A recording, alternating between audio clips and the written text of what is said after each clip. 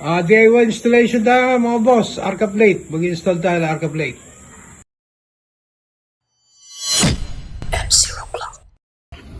Ito, ito yung item natin na kailangan ng gulong ng harvester. Kubota 3-in-1, tawag halimaw. Yan. Tapos ito yung Arca plate ng camera sa tripod. Yan, malapad siya.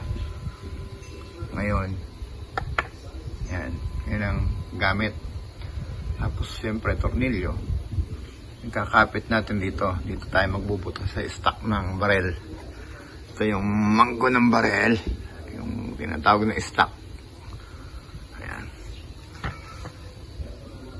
Dito, ayan ang points na sukat ko. Dito bubutasan. Saka dyan.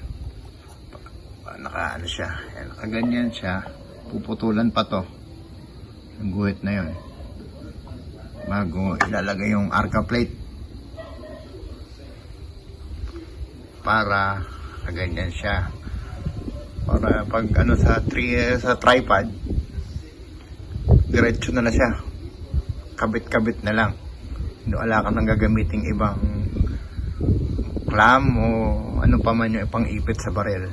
Diretso na siya sa tripod. Ipitin na siya sa tripod ng ball head. Ayun. Ayan. Kasi pag sa hunting, pag mga long range, yan ang kailangan precision. Yung kapit na kapit yung ng barrel mo pag long range. Ito, Arca plate saka goma ng harvester 3-in-1. Ito na nagkakabit sa stock. Ito yung guhit natin.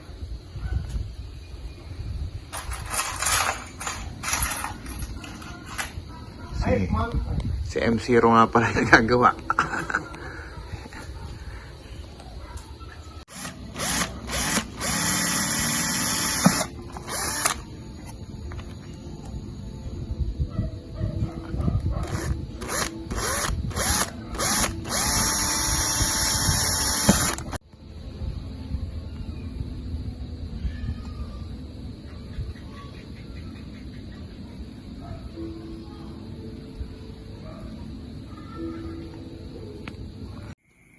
Gagamit ko dito.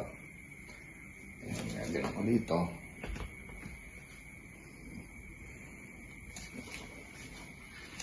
Dali. Tapos ayan. Ayan o. Ikakabit kong pa ganun. Yun na. Tapos ayan. Lock na siya. Pwede kong itaas na ganun. Pwede ibaba. Pwede itaas. Pwede ibaba. Kakalasin, ganun lang. Okay na. So ayan mga boss, tapos na natin ikabit yung Arca plate.